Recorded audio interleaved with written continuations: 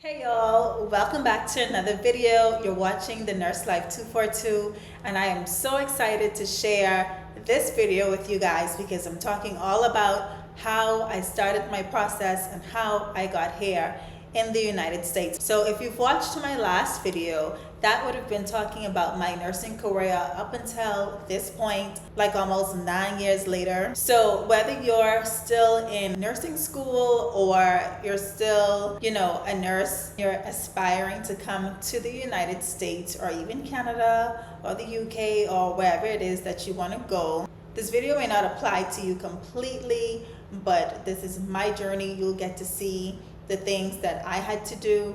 Some of these things you may have to do or you may not have to do, but this was my journey. So now let's dive into the video.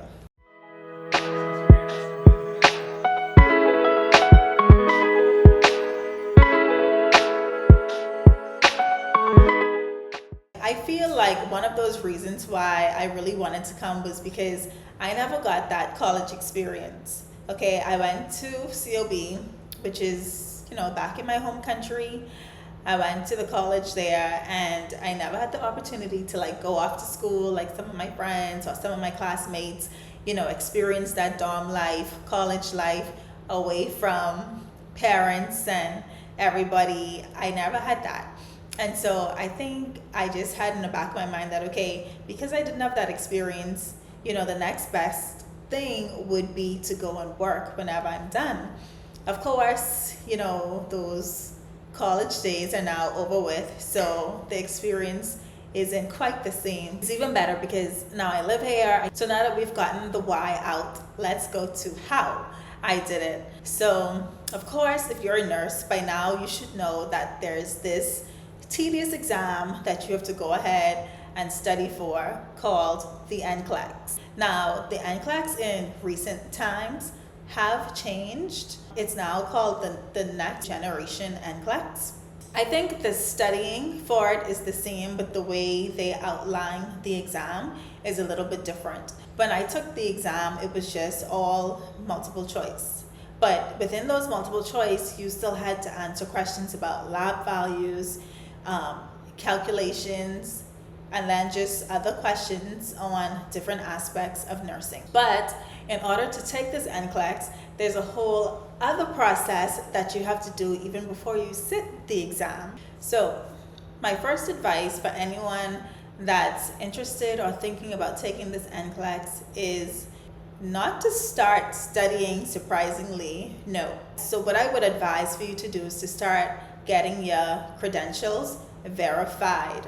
Okay, that is my first piece of advice to anyone that's saying, I need to start studying. There's a whole lot of stuff that you have to go through before actually getting to that part.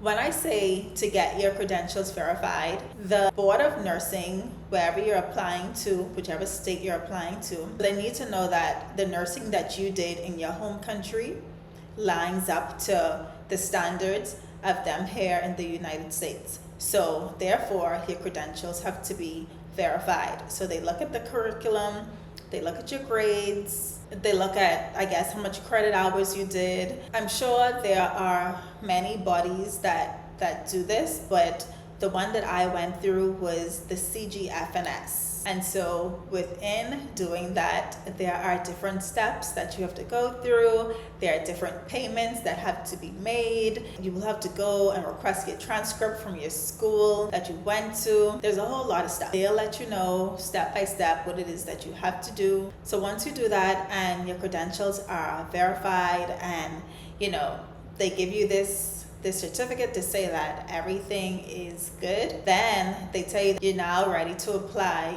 to Pearson VUE to take your NCLEX. For me, I had to take the NCLEX, which is the nursing exam, and also an English exam. Now, depending on what country you're coming from, you may be exempted from taking this English exam, but that is what I had to do. And I'm like, why? I speak English, all my school and everything, we did in English. So why do I have to take an English exam? Anywho, took that, passed it, did that. After you take your exam, because by the way, I didn't do my English test at this point, but after you take your nursing exam and you pass, now you can either decide whether you want to apply with an agency or apply to a hospital on your own. So that's two different steps, or decisions I should say, that you have to make. Once you apply, either way, for me, I went through an agency, okay? And I think later on in maybe another video, I'll discuss which agency I went through and my experience with them. It's basically like they're the middleman, doing all the paperwork, doing the interim work for you, working the deals, finding you the job or the hospital or whatever. And so I would recommend going with an agency. You go through those initial steps of giving them your documents, you know, and then they're gonna find you a job, you interview with that job. And like I said, if you have questions, I can make separate videos on these, but this is just a general idea of my process. You can now start applying with US immigration. At some point, they deem you documentarily qualified, meaning that they've gotten all of your paperwork, everything looks good and ready to go. We can now move on.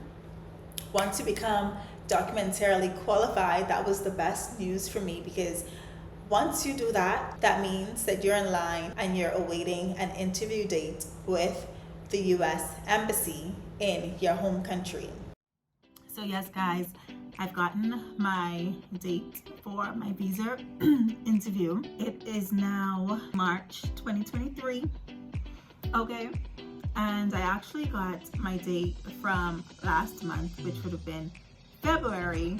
Let me tell you guys how excited I was when I saw that email from the NBC, because that was a long awaited email. Unfortunately, I filmed a video talking about me getting the date on the actual day, but I didn't like how the video came out, so I decided to re-record. So basically, I was on my way to work driving and decided, you know, let me just check my email. And at this point, I was, you know, in the car singing, doing some praise and worship as I went to work, as I drove to work. And something just told me, you know, let me just check my email, because I usually do every day anyhow. And when I saw the email, I literally was in shock. I was like, you know, that was your girl. That was the email, okay? Just a little backstory. I think I submitted my documents in September of last year, which would have been 2022. I think I became documentarily qualified in October. So it took me about, I don't know, 3 to 4 months for me to get the date for the visa interview. Once I found that out, I went ahead and booked my appointment for the medical.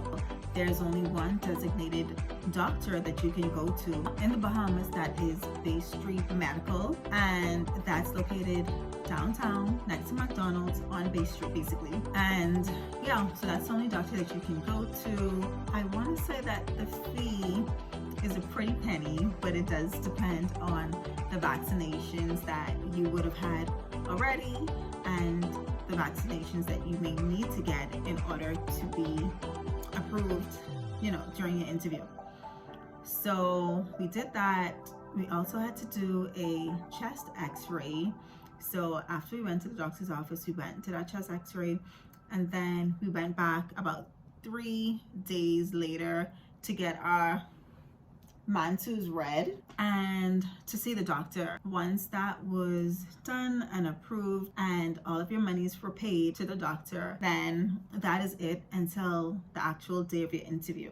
Now that you've watched that clip, you have to do your medical exam within about 6 months of you transitioning to the US, okay? So they recommend not doing it, you know, too soon, not waiting too long. You know, you need just enough room to wiggle with. From the time I took my NCLEX, and I do have videos and tips on what I used to study for my NCLEX, but from the time that I took my NCLEX to now reaching this process of coming over was about 2 years. Very long time. Boy, patience.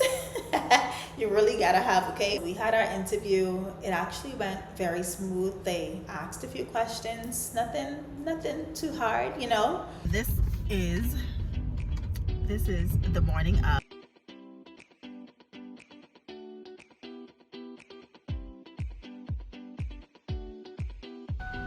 Pulling up in the garage to park and then to rent. Take the ticket. Welcome. So it's now 10 o'clock. Our interview is at 10:30, so I think we're right on time. I just have to do a few things like take my watch off, make sure I put my phone up and different things like that. And it's funny because we'll be looking back at this video maybe months or years from now, just, you know, reminiscing about this moment basically. And just like that, we were approved. They took our passports and they said that it would take about like a week to 2 weeks, and our own actually took about a month. So that part had us a little bit nervous, you know, because we're like, what's going on? But I think it was a backlog because there were so much other persons, you know, doing the same thing or requiring other visas. I was so excited when we got the passports back, but what I didn't know was that the embassy had contacted my husband about the passports to let him know that they were ready. And so this is what he did. And nothing. So when you spoke to the embassy? Today or yesterday? Yesterday. Well, so he got that good news from yesterday and just shared it with me. Wow. So this man. What's that? Who's calling you at a time like this? He surprised me. Yes. He surprised me with the passports, said nothing, just presented them to me, and I'm like, oh. There's our passports? Like, when did you get these? You didn't say anything. When did you get these? Anyhow, so that was a very good day. After that, I knew that we were definitely, you know, gonna be leaving soon, okay? And so it's now at this time when the agency would recommend that you resign from your job. Not until you get that passport, but actually they recommend when you get your interview date that you can resign. But I'm like, nope, not doing it. I need to have that passport in my hand for sure before I go and quit my one good government job. So that's what I did. And so yeah, I resigned. I have a video on that as well. Okay, so I've really been trying to document this process. I came over in June, so I would say it took about 2 months from the time that I did the interview.